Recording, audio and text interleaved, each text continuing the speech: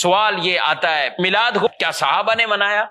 تو میں کہتا ہوں اصل میلاد بالکل صحابہ نے منایا، قرآن سے بھی ثابت ہے، حدیثوں سے بھی ثابت ہے، صحابہ کے عمل سے بھی ثابت ہے، خود رسول اللہ صلی اللہ علیہ وسلم کے عمل سے بھی ثابت ہے۔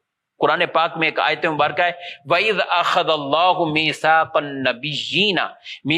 النَّبِيِّينَ لَمَا آتَيْتُكُم مِّن كِتَابٍ وَحِكْمَةٍ ثُمَّ جَاءَكُمْ رَسُولٌ مُصَدِّقٌ لِّمَا مَعَكُمْ لَتُؤْمِنُنَّ بِهِ وَلَتَنصُرُنَّ، کہ جب اللہ نے نبیوں سے ایک وعدہ لیا، اب یہ کیا ہے؟ حضور کا ذکر مبارک ہو رہا ہے، نبیوں کے سامنے ہو رہا ہے، وعدہ لیا ہے نبیوں سے، اور کس نے لیا؟ اللہ نے لیا۔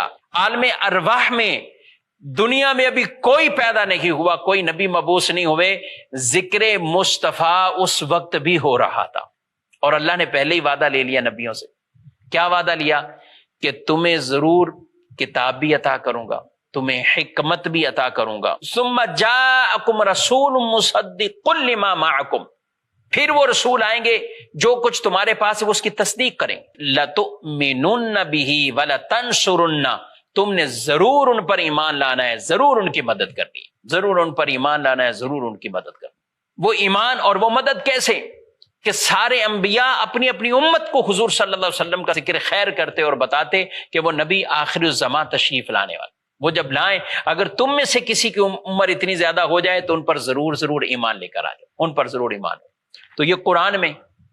اچھا، صحابہ کرام علیہ مردوان ایک مرتبہ بیٹھے، نبی پاک صلی اللہ علیہ وسلم ان کے پاس تشریف لائے اور ارشاد فرمایا ما اجلسکم، تمہیں کس چیز نے بٹھایا یہاں پر؟ کہنے لگے جلسنا نذکر اللہ ونحمدہ، ہم بیٹھے ہیں اللہ کا ذکر کرنے کے لیے اور اللہ کی حمد کرنے کے لیے۔ کس بات پر؟ الا ما ہدانا للاسلام، اس بات پر کہ اللہ نے ہمیں اسلام کی ہدایت عطا فرمائی، ومن بہ علینا، اور ہم پر جو احسان کیا ہے اللہ نے آپ کے اس وجہ سے، اور روایات میں ومن بکا، آپ کی ذات کے حوالے سے جو ہم پر احسان ہوا ہے کہ اللہ نے آپ کی ذات ہمیں عطا فرمائی، ہمیں آپ کا امتی بننے کا شرف دیا، ہم اس پر اللہ کی حمد بیان کرنے کے لیے اور اللہ کا شکر ادا کرنے کے لیے یہاں بیٹھے۔ نبی کریم صلی اللہ علیہ وآلہ وسلم نے فرمایا میں تمہیں اللہ کی قسم دیتا ہوں، اسی کام کے لیے بیٹھے ہو؟ کہا بالکل اسی کام کے لیے، اسی کام کے لیے۔ آپ صلی اللہ علیہ وسلم نے فرمایا میں نے تم سے قسم اس لیے نہیں اٹھوائی کہ مجھے تم پر کوئی شک تھا، ایسا نہیں، بلکہ میرے پاس جبریل آئے اور انہوں نے آ کر کہا کہ ان اللہ یباہی بکم الملائکہ، کہ اللہ پاک فرشتوں کے سامنے تم پر فخر فرما رہا ہے، ان صحابہ پر، ان گروہ صحابہ پر فخر فرما رہا ہے کہ جو مل بیٹھ کر سرکار صلی اللہ تعالی علیہ وآلہ وسلم کی اس نعمت کے شکرانے میں اللہ کی حمد کر رہے ہیں اور شکر ادا کر رہے ہیں۔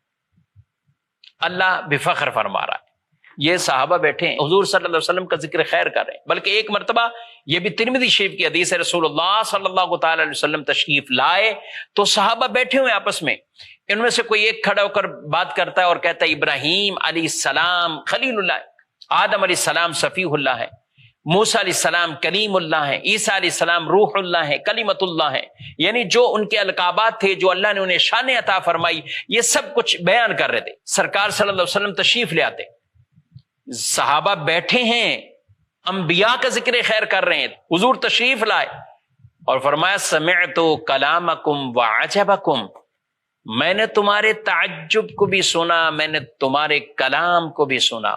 تم میں سے کوئی کہتا ہے کہ ابراہیم خلیل اللہ، آدم صفیح اللہ، موسیٰ کلیم اللہ، عیسیٰ روح اللہ کلمت اللہ، بے شک ایسے کہ یہ اللہ نے انہیں شان عطا فرمائی ہے، ایسا ہی ہے۔ الا انا حبیب اللہ، لوگوں سن لو میں اللہ کا محبوب ہوں، ولا فخرہ، میں فخر نہیں کرتا۔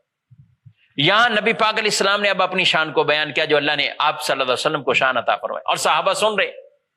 پتہ چلا کہ حضور علیہ الصلوۃ والسلام کی شان تو خود آپ صلی اللہ علیہ وسلم بیان کر رہے ہیں، بیان کرنا حضور علیہ السلام کی سنت اور یہ سننا صحابہ